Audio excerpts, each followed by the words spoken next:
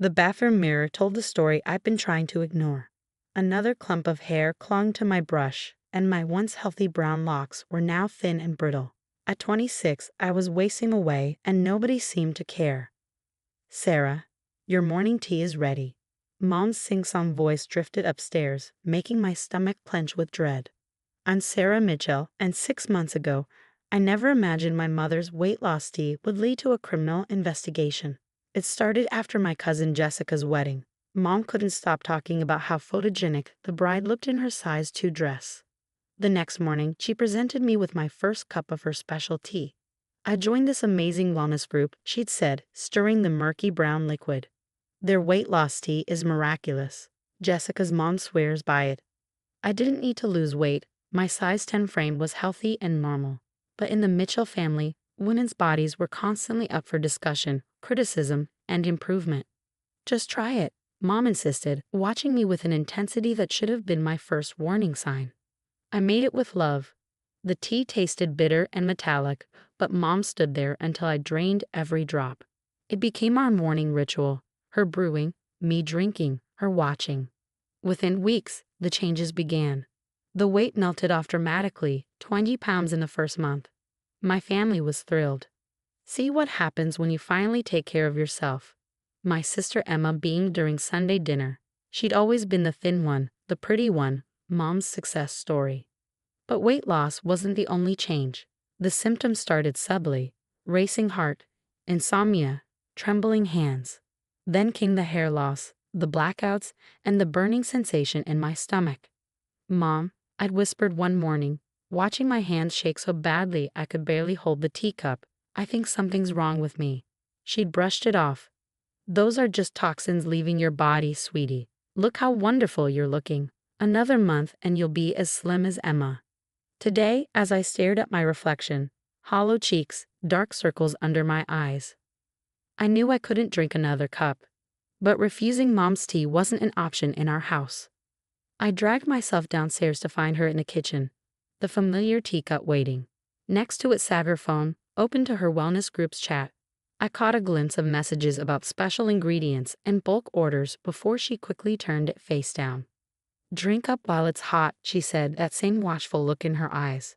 "The group leader says morning consumption is crucial for optimal results."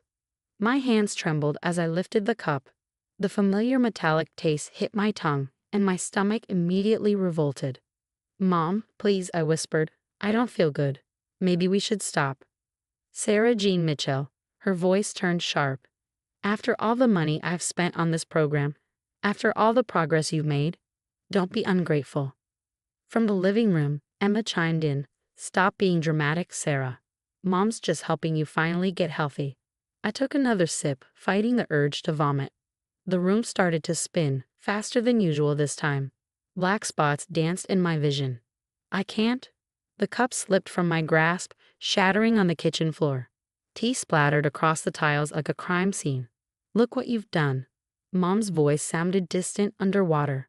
"That's imported specialty tea. Do you know how much?" I never heard the rest. The kitchen tilted sideways, and I felt myself falling. The last thing I saw was Emma's shocked face as she lunged to catch me. I woke up to harsh fluorescent lights and beeping machines. A young ER doctor was speaking to someone outside my room. "Severe dehydration, heart arrhythmia, possible organ damage." "She's always been dramatic," I heard Emma say. "It's probably just low blood sugar." "We're running a complete toxicology screen." The doctor's voice was firm. "Given her symptoms, we need to know exactly what she's been consuming." Through my blurred vision, I saw Mom in the doorway, clutching her designer handbag like a shield. For the first time, she looked afraid. The doctor approached my bed, holding a clipboard. "Ms. Mitchell, we need to know what was in that tea. Your symptoms suggest." Mom interrupted, stepping forward. "It's a private wellness formula, completely natural. I can show you the website." "Mrs. Mitchell," a new voice joined the conversation, deep, authoritative. A man in a dark suit appeared in the doorway, holding a badge. "We've been investigating your wellness group for the past 3 months. I'm going to need you to step outside." The heart monitor's beeping accelerated as I watched Mom's carefully maintained facade begin to crack. What exactly had she been making me drink? A nurse rushed in with a file, whispering something to the doctor. His expression darkened as he read the preliminary blood work results. "Call security," he ordered, "and contact the FBI's Pharmaceutical Fraud Division. They're going to want to see this." The emergency room erupted into controlled chaos. Through my fading consciousness, I watched as security guards positioned themselves at my door. Mom's protests echoed down the hallway as the FBI agent escorted her away. "It's just tea. All natural ingredients. Sarah, tell them." Emma stood frozen in the corner, her perfectly manicured hand covering her mouth as the doctor read through my test results. "Significant levels of unregulated weight loss compounds," he muttered. "Traces of diuretics, stimulants. Mrs. Mitchell, these substances are banned in the U.S. for causing organ failure." My sister's composure cracked, but Mom said it was herbal. We all believed her. She's been selling it to her friends, their daughters. The FBI agent, who introduced himself as Agent Torres, pulled out a notebook. "How many people has your mother supplied this tea to?" I don't know," Emma stammered. "She runs these tea parties twice a month. Maybe 20-30 women. She said it was exclusive, imported." The room spun again, and I felt bile rising in my throat. A nurse quickly helped me lean over as I vomited into a basin. Dark spots danced in my vision as I heard the doctor barking orders. "Her kidney functions are declining. We need to start dialysis immediately." Through the haze of medical jargon and urgent voices, I pieced together the horrifying truth. Mom's miracle tea contained a cocktail of illegal weight loss drugs, similar to those that had been banned after causing deaths in several countries. She'd been buying them through her wellness group, an organization that was now the target of a federal investigation. Hours blurred together as doctors worked to stabilize my condition. I drifted in and out of consciousness, catching snippets of conversations. Liver enzyme levels critically high. Possible heart damage. Could have killed her. When I fully awoke, Dad was there, his face aged 10 years in a day. He'd flown in from his business trip as soon as Emma called. "Princess," his voice broke, "I'm so sorry. I had no idea. Your mother said you were finally taking care of yourself, and I believed her."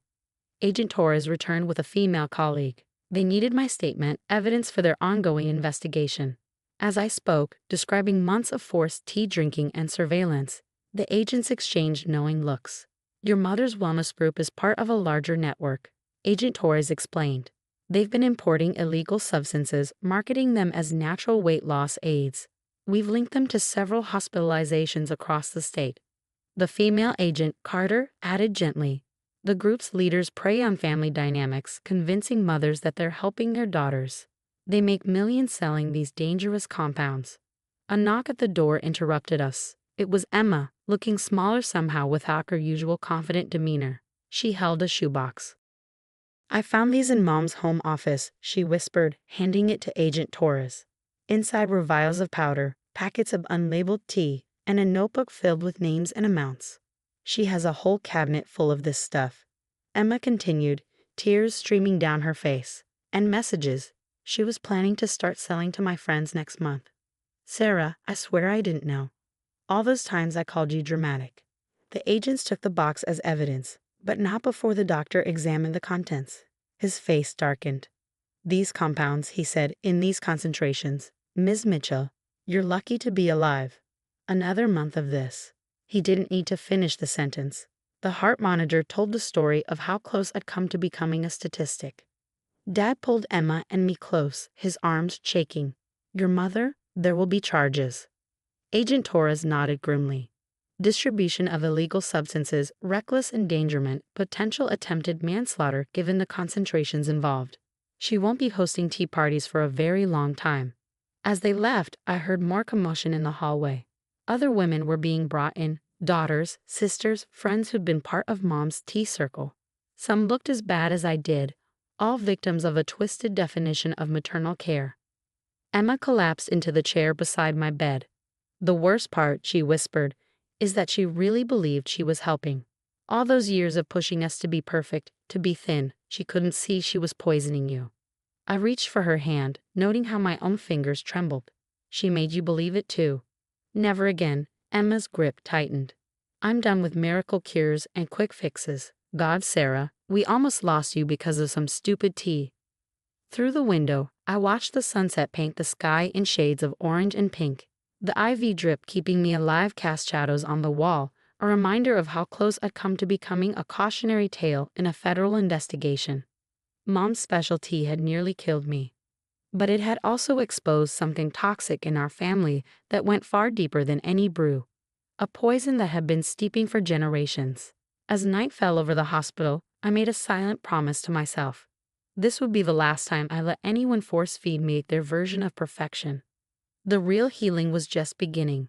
3 months after my hospitalization, I sat in the federal courthouse, watching my mother's sentencing. The prosecution had presented a devastating case.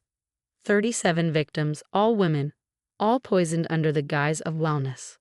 Mom's tea parties had left a trail of damaged kidneys, irregular heartbeats, and shattered trusts. She looked nothing like the polished woman who'd once presided over those elegant tea gatherings. Her designer clothes were replaced by a plain suit, her perfectly styled hair now showing gray roots. When she turned to address the court, I barely recognized her voice. I only wanted to help them, she pleaded. The group said it was natural, safe. The judge wasn't moved. Mrs. Mitchell, you systematically poisoned dozens of women, including your own daughter.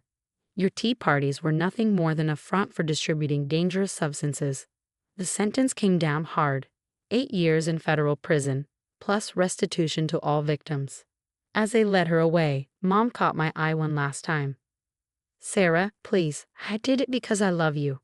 I turned away, remembering all the mornings I'd spent vomiting after her love had burned through my system. The aftermath transformed our family in ways we never expected. Dad threw himself into therapy, finally confronting his role as an absent enabler. He'd sold Mom's beloved luxury car to help pay for my ongoing medical treatments. Emma underwent the biggest change. She quit her job as a social media influencer, where she'd been promoting wellness products herself. Now she was working with the FBI, helping to identify and shut down similar wellness groups across the country. I can't believe how blind I was, she told me one evening as we sat in my apartment drinking plain water. Our new ritual. All those years of pushing diet culture, natural remedies, I was part of the problem. My recovery was slow but steady. The doctors said I was lucky, my kidneys had begun to heal, though I'd need monitoring for years to come. The psychological scars ran deeper. I still couldn't drink tea of any kind, and the sight of those dainty cups Mom had used made me physically ill. I channeled my trauma into action, starting a support group for survivors of wellness scams. We met weekly in a local community center, sharing stories of how trusted family members had pushed dangerous products on us in the name of health and beauty.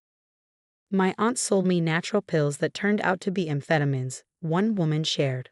My grandmother's special soup was laced with laxatives, said another. My mother's weight loss shakes contained industrial chemicals, a third admitted. Each story reinforced what we've learned the hard way. Love shouldn't come with a poison warning. The FBI's investigation expanded, revealing a network of wellness groups targeting mothers and daughters across the country. Agent Torres kept me updated on their progress. My testimony had helped build cases against several group leaders, including the ones who'd supplied Mom with her special ingredients. Your mother's tea parties were just the tip of the iceberg, he explained during one of our meetings. These groups exploit family relationships, turning maternal concern into a weapon. 6 months after the sentencing, I received an unexpected letter from prison. Mom's handwriting was shaky, different from her once elegant script. Dear Sarah, it began. The prison counselor is helping me understand what I did. I thought making you thin would make you happy, make you perfect. I didn't see that I was killing you with every cup. The other women here share similar stories, mothers who poisoned their children with wellness products, thinking it was love. I didn't finish reading. Some apologies come too late, after the damage is already done. Today, I spoke at a conference about dangerous wellness trends, sharing my story with a room full of healthcare providers and law enforcement officials. Emma stood beside me, adding her perspective as a former influencer who'd promoted toxic beauty standards. The tea parties might be over, I told the audience, but the poisonous mindset that created them still exists. Every time we tell women they need to be fixed, we brew another toxic cup. After the conference, Dad took Emma and me to dinner. We ordered whatever we wanted, no comments about calories or portion sizes. Dad raised his water glass in a toast. To healing, he said simply. Emma squeezed my hand under the table. To truth. I looked at my reflection in the restaurant window, no longer skeletal, no longer sickly. Just healthy, just me. To living, I added, without poison. Later that night, I threw away the last of Mom's teacups that I'd kept as evidence. I didn't need them anymore. The investigation was complete, the sentences handed down, the truth finally exposed. Sometimes healing means pouring out the poison you've been taught to swallow, even when it comes in a beautiful cup, served by someone who claims to love you. I've learned that real love doesn't need to be steeped in secrets or sweetened with lies. Real love lets you grow at your own pace, in your own way, without trying to distill you into someone else's idea of perfection. And that's a truth worth raising a glass to, preferably one filled with nothing but pure, clean water. Your potato salad poisoned everyone. Amanda's voice echoed across the park pavilion, her perfectly manicured finger pointing accusingly at me. You've ruined everything, as usual. The family gathering fell silent, all eyes turning to watch the drama unfold. I stood there stunned, holding my 4-year-old daughter Emma's hand while my 6-year-old son Jacob clutched my leg. My name is Sarah Mitchell, and for the past 8 years, I've endured my sister-in-law Amanda's attempts to exclude me from family events, but this time she'd gone too far.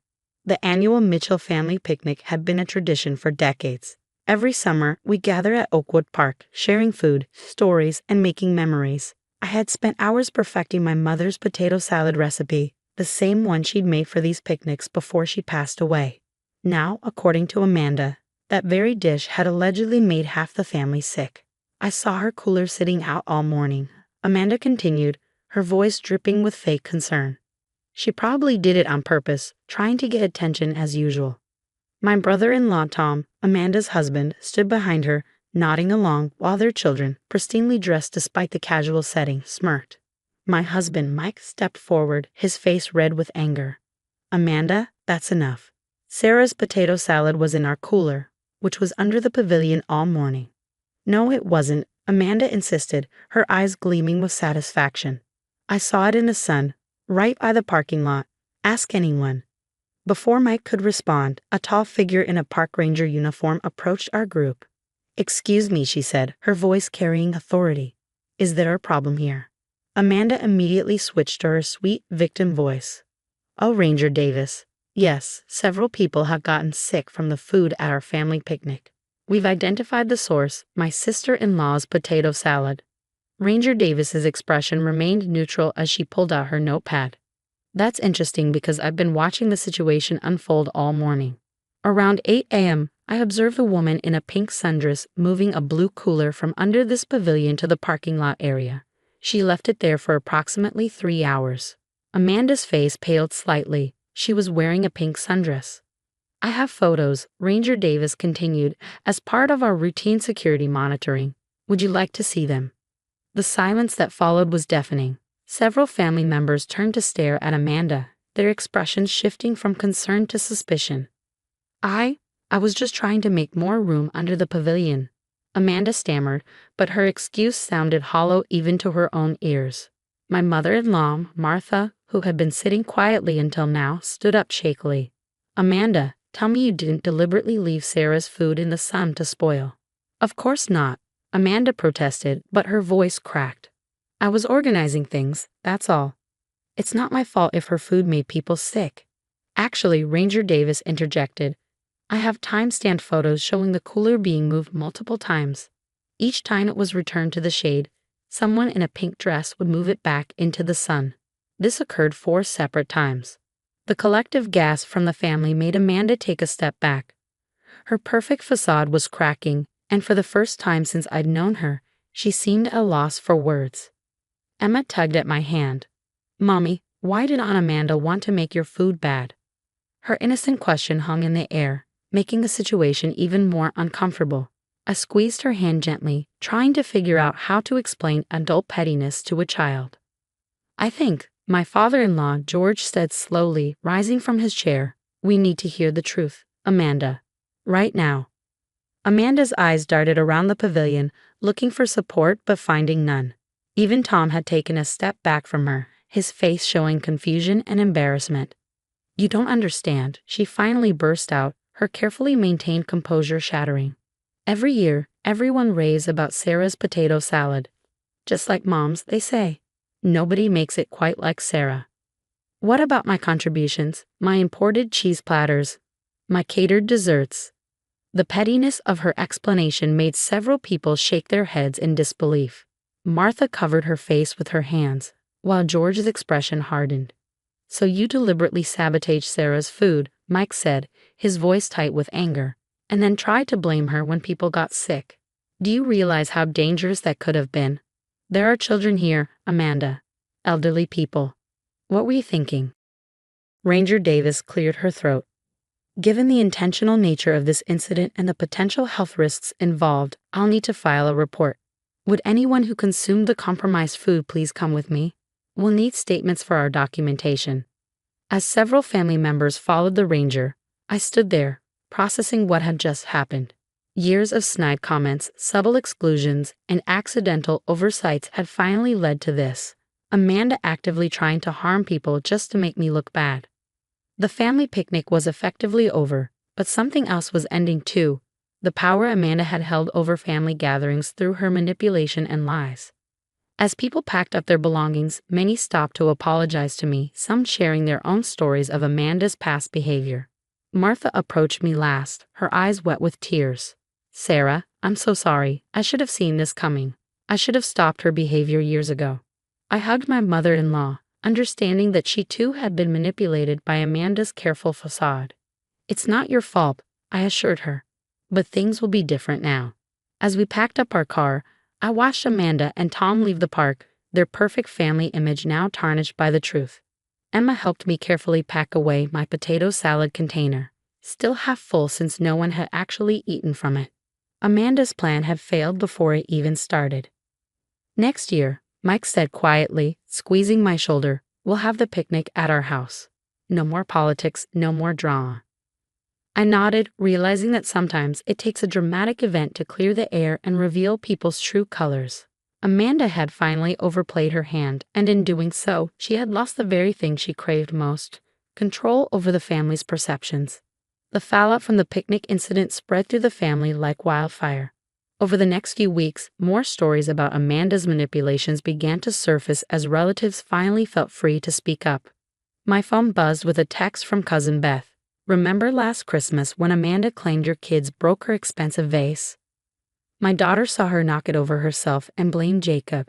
Similar revelations kept coming. Aunt Susan admitted that Amanda had told her my family couldn't attend her anniversary party because we had COVID, a complete lie. Uncle Peter revealed that Amanda had convinced him not to hire my catering service for his daughter's graduation, claiming we had given people food poisoning at another event. One evening, while Mike and I were putting the kids to bed, Martha called in tears. "Sarah, I need to tell you something," she said, her voice shaking. "I've been going through old emails, and I found messages from Amanda. She's been intercepting party invitations, changing dates and times before forwarding them to you." I sat down on our bedroom chair, processing this new information. That explains why we always seem to show up at the wrong time or miss events entirely. "There's more," Martha continued. "She's been telling everyone that you deliberately exclude yourself from family gatherings because you think you're better than us." Sarah, I feel horrible for believing her. Mike, seeing my expression, took the phone. "Mom, it's not your fault. Amanda's been manipulating everyone for years." After the call, Mike held me as I finally let myself cry. Not from sadness, but from relief. Years of feeling like an outsider, of wondering why we always seem to miss the mark with family events. It all made sense now. The next morning, while I was helping Emma with her breakfast, our doorbell rang. It was Tom, Amanda's husband, looking uncomfortable in his business suit. "Can we talk?" he asked, shifting from foot to foot. I let him in, curious about what brought him to our house so early. The kids were excited to see their uncle, but I sent them to play in the living room while Tom and I sat at the kitchen table. "Amanda's not doing well," he started, staring into the coffee I'd offered him. "The park ranger's report went to her employer. She's been suspended from her job at the children's hospital. They take food tampering very seriously. I would hope so, I replied, keeping my voice neutral. She could have seriously hurt someone. Tom ran his hands through his hair, looking suddenly older. I knew she was competitive about family stuff, but this, I never thought she'd go this far. Our kids are asking questions I can't answer. I thought about Tom and Amanda's children, only slightly older than mine. They'd always been taught to look down on their cousins, to maintain their mother's illusion of superiority. The thing is, Tom continued, Amanda's been ordered to take counseling sessions. The therapist thinks this goes deeper than just family rivalry. She's always been obsessed with being perfect, with controlling everything. When your potato salad became the family favorite after your mother passed away. He trailed off. It reminded her she couldn't control everything. I finished for him. Tom nodded. She's asking to apologize to you, but I wanted to check first. Would you be willing to hear her out? I stirred my coffee, thinking about it. Tom, I'd appreciate you coming here, but I need time. This isn't just about the picnic. She's been systematically trying to isolate my family for years. I understand, he said, standing up. For what it's worth, I'm sorry. I should have seen it sooner. After Tom left, I found Mike in his home office, already on a call with Martha. They were discussing the upcoming family reunion, traditionally held at Amanda and Tom's house. We need a new location, Martha was saying. Somewhere neutral. Mike caught my eye. What about the lake house? It's big enough for everyone. The lake house had been my mother's. She left it to Mike and me, but we rarely used it for family events because Amanda had always insisted her house was more suitable. That's perfect, Martha said. A fresh start. Over the next few days, as word spread about the new reunion location, relatives began reaching out. Many offered to help with preparations, sharing stories about how Amanda had discouraged them from visiting the lake house in the past. She told us you didn't want guests there, my cousin Jenny admitted. Said it brought up too many painful memories of your mom. Each revelation reinforced what we now knew. Amanda's manipulation hadn't just affected us. It had reshaped the entire family's dynamics. One afternoon, while sorting through old photos for the reunion, Emma found a picture of Amanda at our wedding. In it, she was scowling at me while everyone else smiled at the camera. Mommy, why was Aunt Amanda always mad at you? She asked. I sat with my daughter, choosing my words carefully. Sometimes, honey, people have a hard time seeing past their own feelings. Aunt Amanda was so focused on being the best that she forgot how to be family. Is that why she made your food bad at the picnic? Yes, sweetie, but you know what? Making other people look bad doesn't make you better. It just makes you lonely. Emma thought about this, her small face serious. Like when Lisa at school said my drawing was ugly so everyone would like hers better. Exactly like that, I said, hugging her. But remember how the class ended up liking both drawings once Lisa apologized? Emma nodded. Will Aunt Amanda say sorry too? I looked at the wedding photo, at Amanda's scowl among all the smiles. I hope so, honey. Sometimes it takes people a while to learn these lessons. That evening, as Mike and I prepared dinner, he noticed me looking through more old family photos.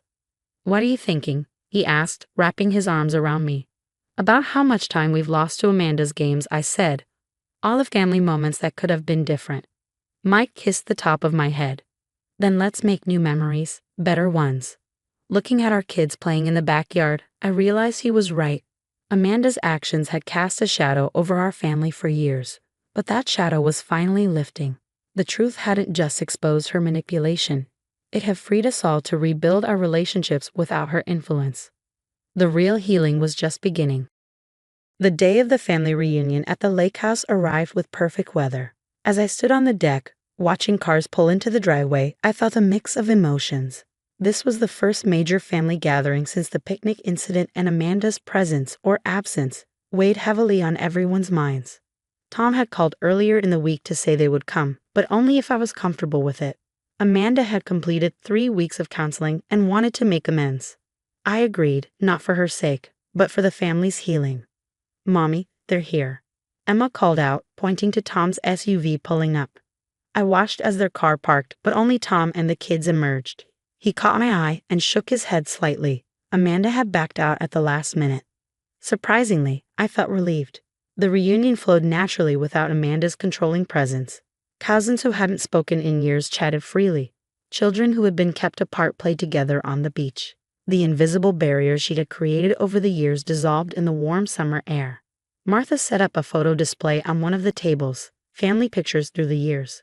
Looking at them now, Amanda's manipulation was clear in almost every shot, positioning herself at the center, pushing others to the edges, her calculated smiles and orchestrated poses. "It's like seeing everything through new eyes," Aunt Susan said, standing beside me. "How did we not notice?"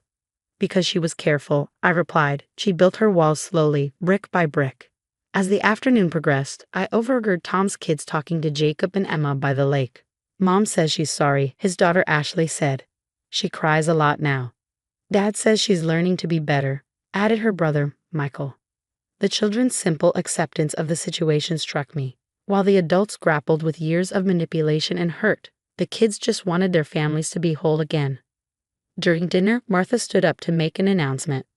"I want to apologize to everyone," she began, her voice trembling. "As the family matriarch, I should have seen what was happening. I should have stopped it, but from now on, this family operates on truth and love, not competition and control." The gathering murmured in agreement. Mike squeezed my hand under the table. As the sun began to set, my phone buzzed with a text from Amanda. "I'm sorry I couldn't come. It was too hard. But I'm glad they're all there. Take care of them." It wasn't the dramatic apology she might have once orchestrated, but its simplicity felt more genuine than any show she could have put on. Later that evening, as families began to leave, the kids collected shells on the beach while the adults cleaned up. Tom helped me pack leftover containers in the kitchen. "She's really trying," he said quietly. "The therapist says she has deep-seated insecurities, probably from her own childhood." Not an excuse, but it helps to understand. I finished for him. "Tell her the door isn't closed, Tom. It's just waiting for her to walk through it honestly." As the last cars pulled away, Mike and I sat on the deck with our sleeping children in our laps, watching the stars reflect on the lake. "Mom would have loved this," Mike said softly.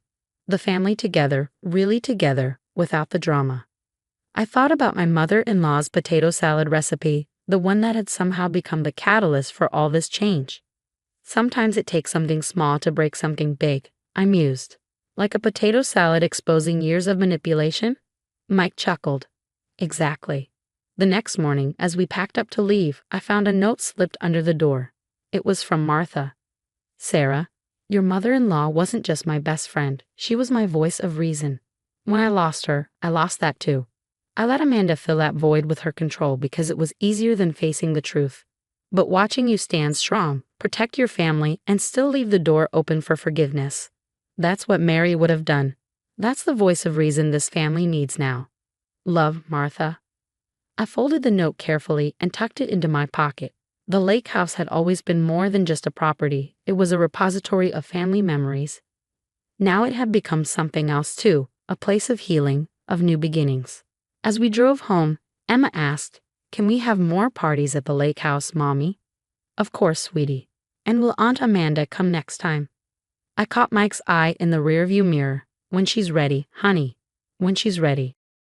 Sometimes the biggest victories aren't in winning the battle, but in showing others there doesn't need to be a war at all.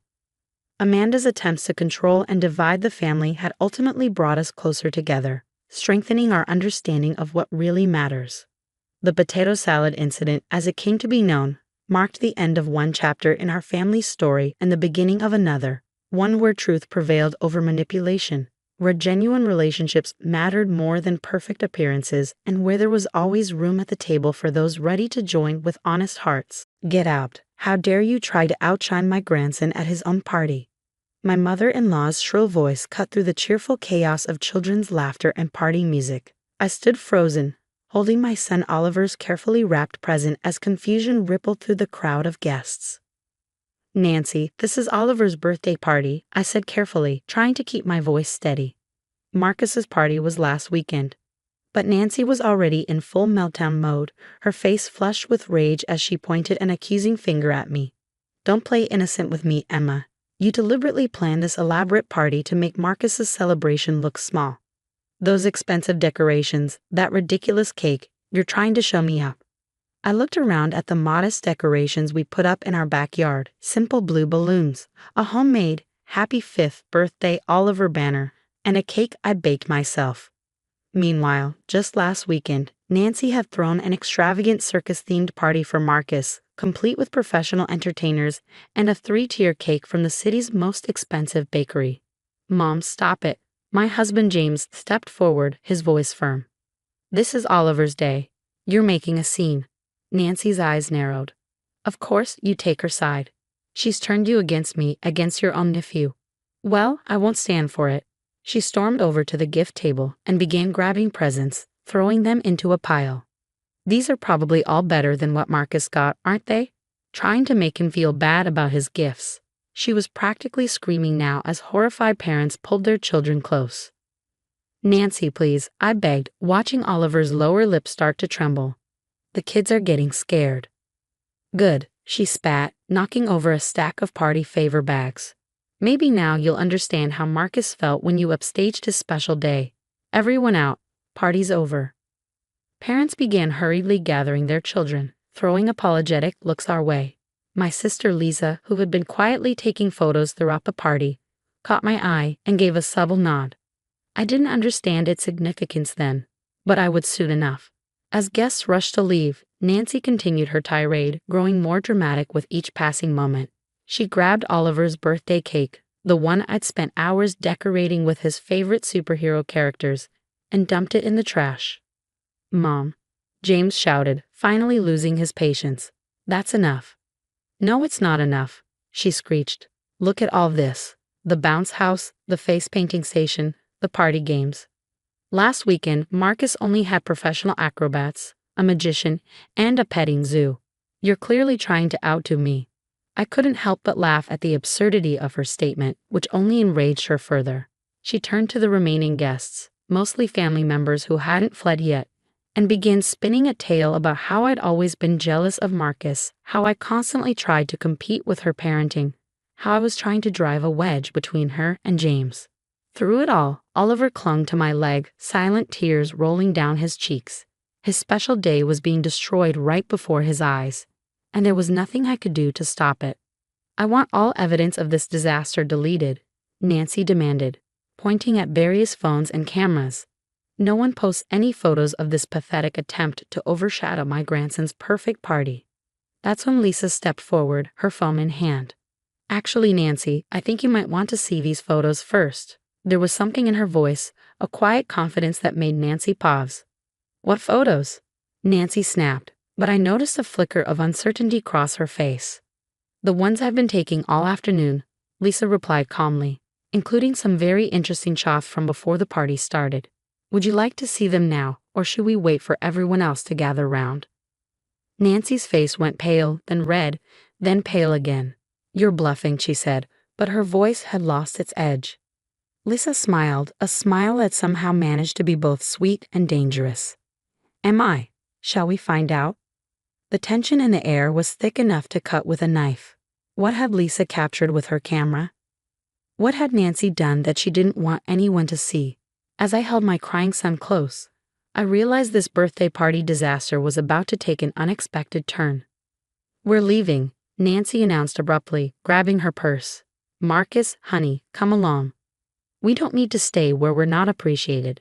She practically dragged her confused grandson toward the gate, pausing only to shoot one last venomous look over her shoulder. "This isn't over, Emma. Not by a long shot." But as Lisa caught my eye again, still wearing that knowing smile, I had a feeling she was wrong. This wasn't over, but it wasn't going to end the way Nancy expected it to.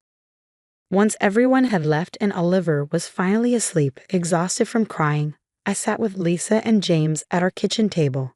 The remnants of the ruined party were still scattered across our backyard, deflated balloons, scattered presents, and the birthday cake sitting sadly in the trash. "Show us," James said quietly, his face tight with anger. "What did you catch on camera?" Lisa pulled out her phone and started scrolling through photos. "I noticed something odd when I arrived early to help set up," she explained. Nancy was already here, which seemed strange since she'd made such a big deal about being too busy to help. The first photo showed Nancy near the gift table, carefully opening presents and examining them. In the next shot, she was removing price tags from more expensive gifts and switching them with cheaper ones.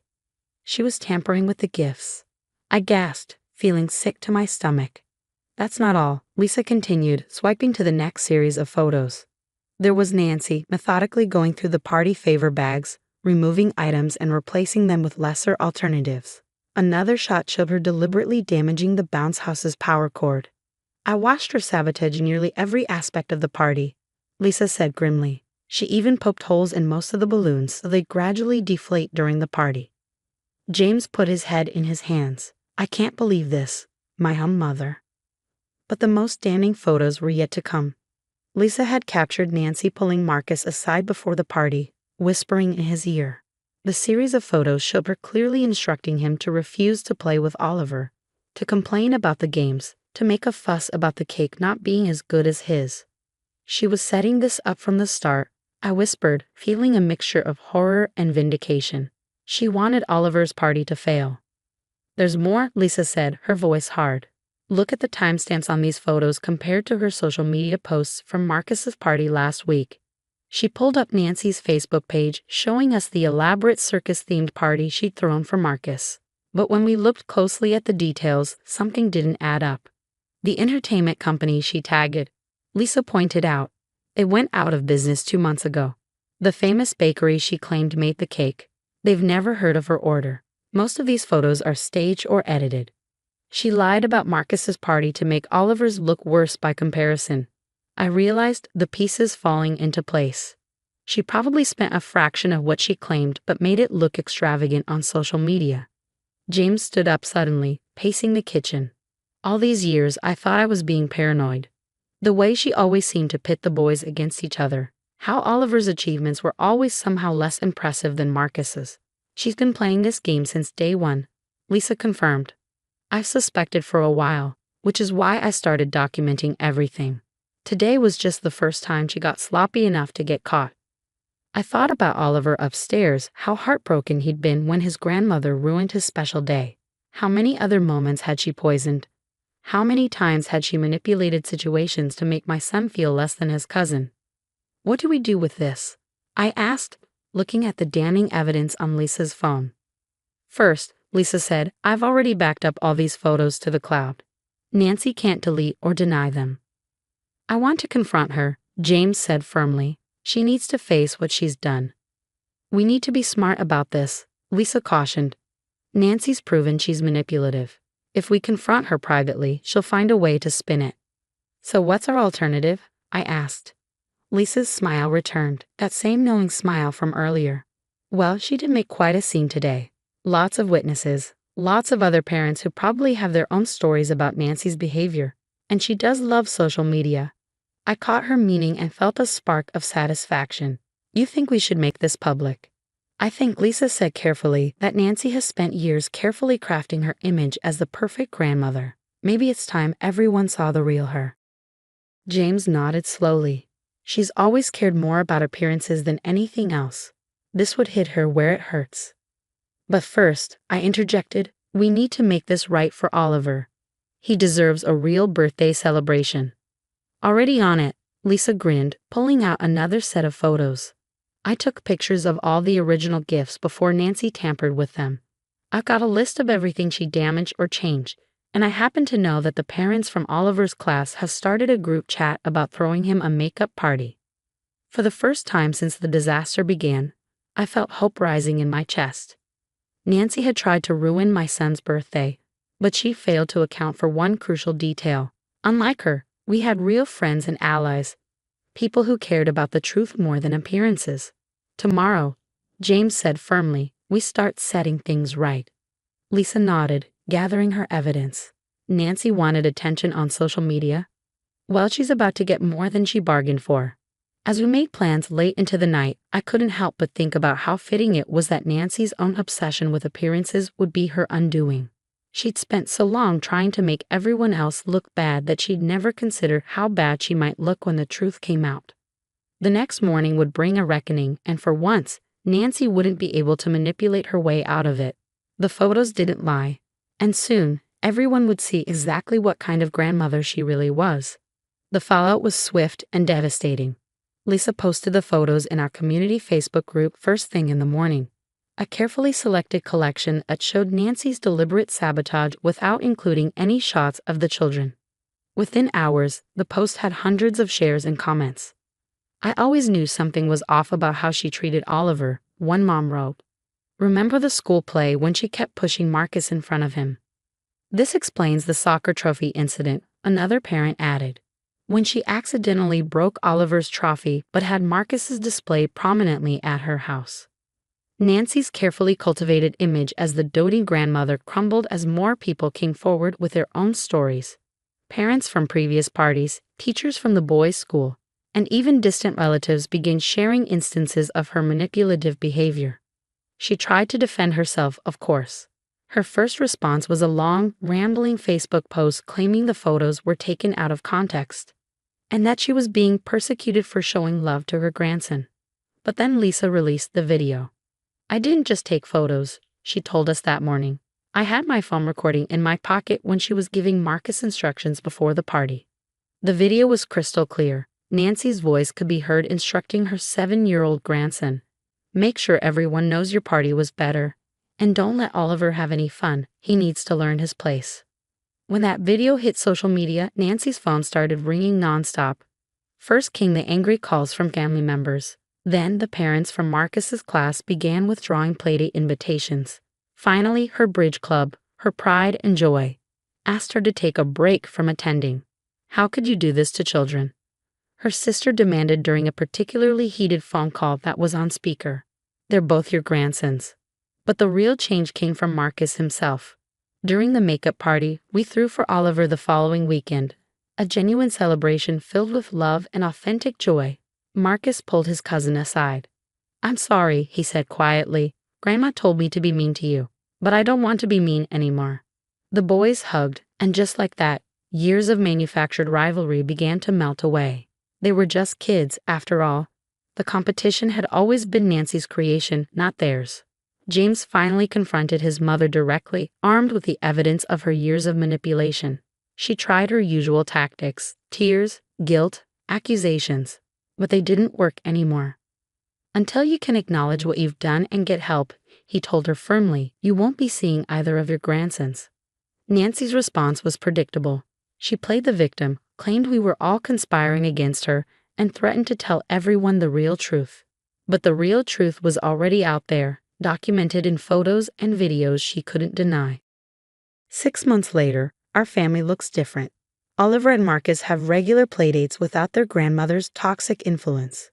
They're discovering they actually like a lot of the same things, something Nancy had always tried to prevent. Nancy herself has retreated from social media and community events. Last we heard, she's seeing a therapist, not because she wants to change, but because she thinks it will help her image. Some people never really learn. The other day, I found Oliver looking at photos from both birthday parties, his disastrous first one and the joyful makeup celebration. You know what, Mom? He said thoughtfully. I like the second party better. Everyone was real happy, not fake happy. Out of the mouths of babes, as they say. My 5-year-old had seen through what many adults hadn't, the difference between authentic love and manipulative performance. Lisa keeps the original photos and videos safely stored away, just in case Nancy ever tries to rewrite history. But honestly, I don't think she'll need them. The truth has a way of coming out, and once it does, no amount of manipulation can put that genie back in the bottle. Sometimes I think about how differently things might have turned out if Nancy had just been able to love both her grandsons equally, without the need for competition or drama. But then I remember that this experience taught Oliver an important lesson early in life, that real love doesn't need to tear others down to build itself up. As for me, I learned that sometimes the best revenge isn't revenge at all. It's simply letting the truth speak for itself. Nancy's own actions did more damage to her reputation than anything we could have done. And that birthday cake she threw in the trash. Well, the new one at Oliver's makeup party was even better, because it was surrounded by people who genuinely wanted to celebrate him, not use him as a pawn in their games. Sometimes the best gifts come wrapped in unexpected packages. In our case, it came in the form of exposed lies and a chance to build something more authentic from the ashes of manufactured perfection. They're too wild, even for the zoo, my sister-in-law Amanda smirked, adjusting her designer sunglasses while delivering the news that my children weren't welcome on an annual family zoo trip. We want this to be a peaceful, educational experience for the well-behaved children. Let me start by explaining why this particular exclusion cuts so deep. I'm Emma, mother of 7-year-old twins Oliver and Sophie. For the past 5 years, since marrying into the Wilson family, I've watched my sister-in-law Amanda orchestrate one family event after another, each time finding new ways to exclude my children while making sure her perfect kids were always front and center. I stood in Amanda's immaculate kitchen, still clutching the permission slips I'd just picked up from the twins' school for the zoo trip. My children had been counting down the days, making lists of all the animals they wanted to see. Sophie had even been practicing her drawing skills to create a zoo journal. The twins have been looking forward to this for months, I said, keeping my voice steady despite the anger bubbling inside me. They've never caused any problems on family outings. Amanda rolled her eyes, the gesture so familiar it made my teeth clench. Oh please, have you forgotten the disaster at the aquarium last year? You mean when your Aiden pushed that little girl into the touch pool and my Sophie helped her up? She waved her hand dismissively. That's not how I remember it. Besides, this is different. We've hired a private tour guide. Very expensive, very exclusive. We can't have any disruptions. By disruptions, I knew exactly what she meant. While her children, Aiden and Madison, paraded around in matching designer outfits, my twins preferred comfortable clothes that could handle their enthusiastic exploration of the world. Where her kids posed perfectly for social media photos, mine were more interested in actually learning about their surroundings. Mom's already agreed. Amanda continued, a smug smile playing on her lips. She thinks it's best if you sit this one out. Maybe take them to the petting zoo instead. That seems more their speed. The condescension in her voice made my blood boil, but years of dealing with Amanda had taught me to play the long game. I smiled, gathering my things. You're right, Amanda. The twins and I will make other plans. Her expression faltered slightly. She'd clearly been expecting an argument. I'd given her those before, playing right into her hands as she painted me as the unstable, confrontational one. Not this time. As I drove home, my mind was already working on a plan. The twins' father, my husband Mark, was away on a business trip, conveniently missing another of his sister's power plays. But I had something Amanda didn't know about, a connection at the zoo. My college roommate Jessica had worked her way up to head of educational programs at the city zoo. We kept in touch over the years, and she'd been wanting to meet the twins ever since hearing about their passion for animals. One phone call later, and pieces started falling into place. The private tour guide they requested just called in sick. Jessica told me, and I could hear the smile in her voice. I'll have to lead the tour myself, and Emma, I think it's time we launch that new educational program we've been discussing, the one about empathy and animal conservation, aimed at young children. That evening, I sat the twins down to break the news about the family zoo trip. Their faces fell exactly as I'd expected, but I had a surprise ready. How would you two like to be part of something even more special? I asked, pulling out the junior zoo guide badges Jessica had dropped off. You're going to help create a whole new program for kids to learn about animals. Their eyes lit up as I explained how they get to arrive early, learn about the animals from the experts, and help other children understand conservation. What I didn't tell them was that their special program would coincide exactly with Amanda's exclusive family tour. Sometimes the best revenge isn't about confrontation. It's about creating something better than what you've been excluded from. As I watched Oliver and Sophie pore over their animal fact books that evening, preparing for their special role, I knew this time would be different. Little did Amanda know, but her perfectly planned zoo trip was about to become a very different kind of animal adventure. The twins and I had been pushed aside one too many times, and this time, we weren't just going to accept it, we were going to thrive despite it.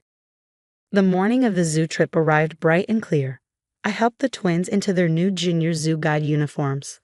Khaki shirts with official badges, complete with little notebooks for their observations. Jessica had gone above and beyond, even providing them with child-sized binoculars and safari hats. Remember, I told them as we drove to the zoo an hour before the family was scheduled to arrive.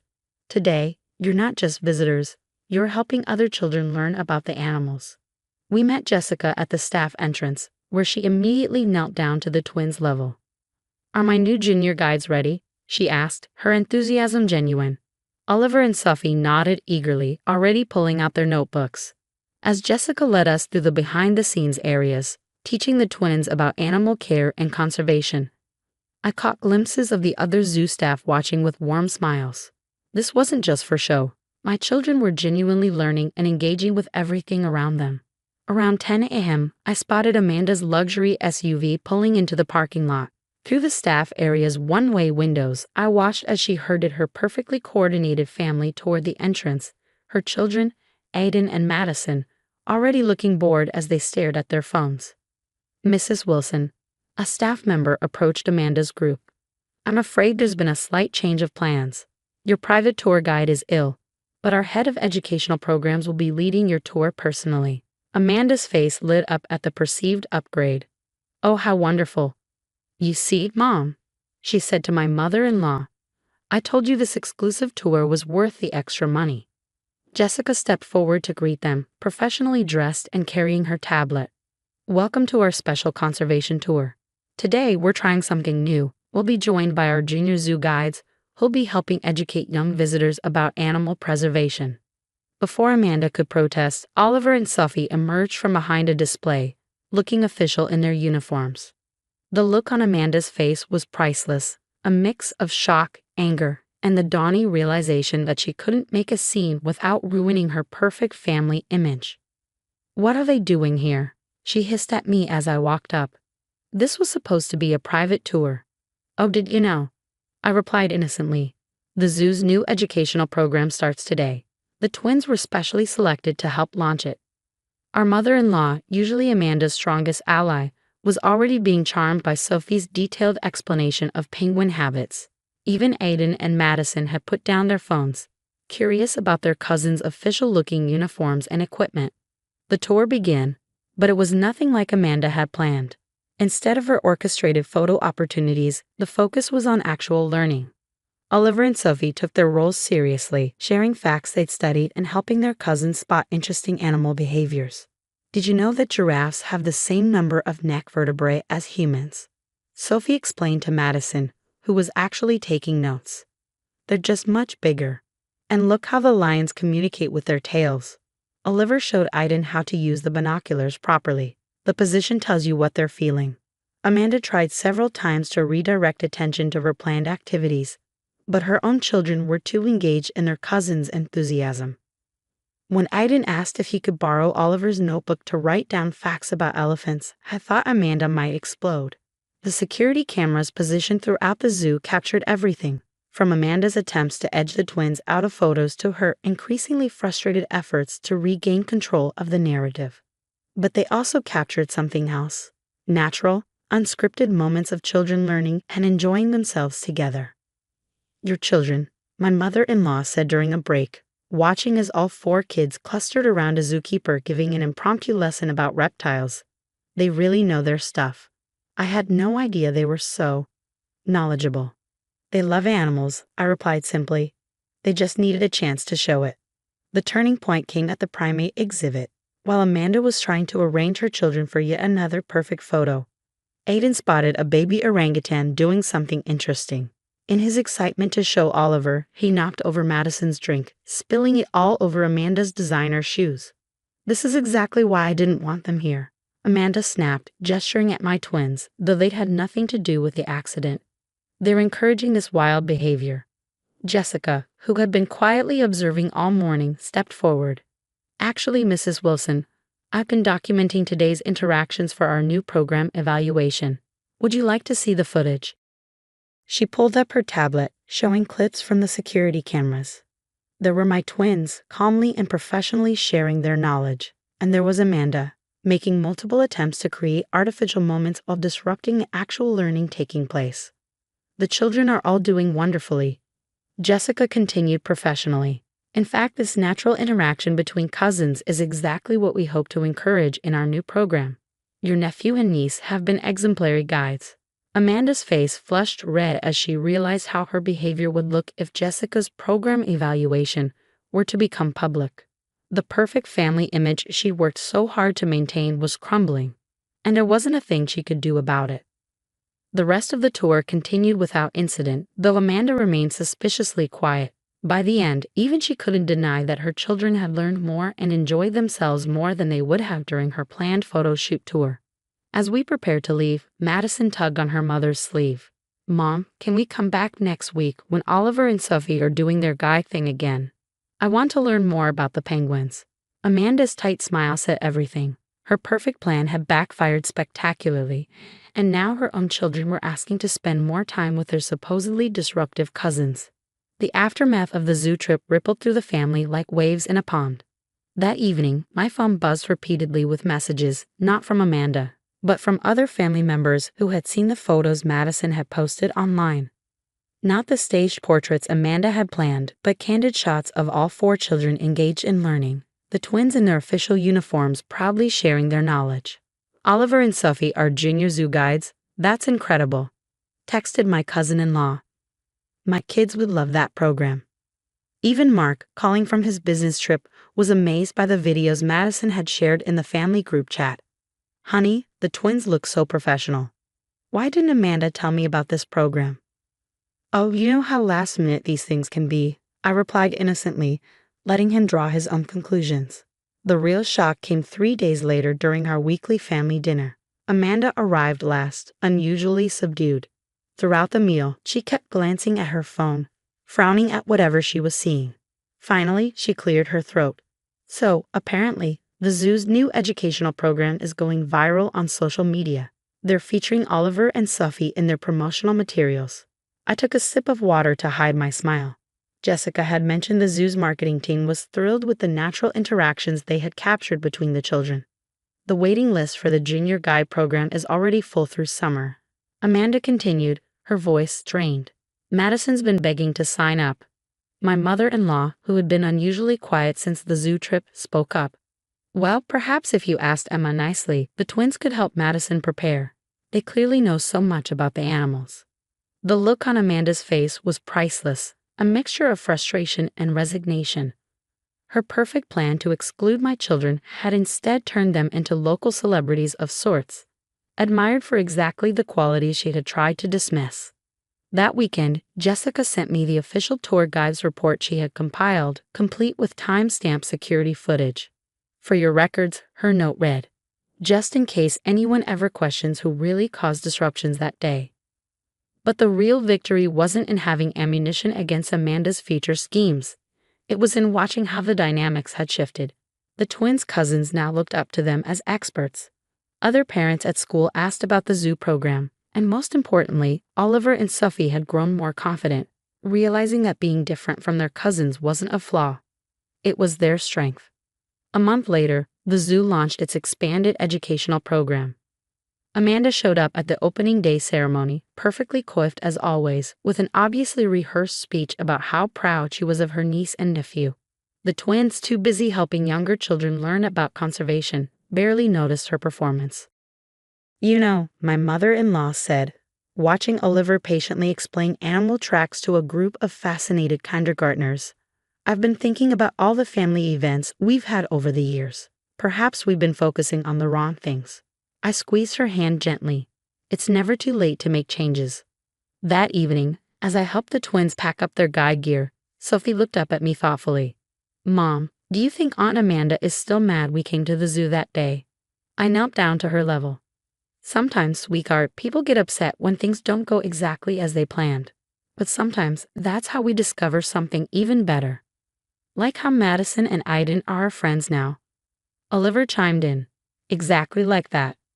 As we drove home, I thought about how one day at the zoo had changed so much. Amanda still hosted her perfect family events, but now there was an unspoken understanding. Excluding my children would mean missing out on the genuine enthusiasm and knowledge they brought to any gathering. The twins' zoo badges now hang proudly in their room, next to photos of them teaching their cousins about wildlife.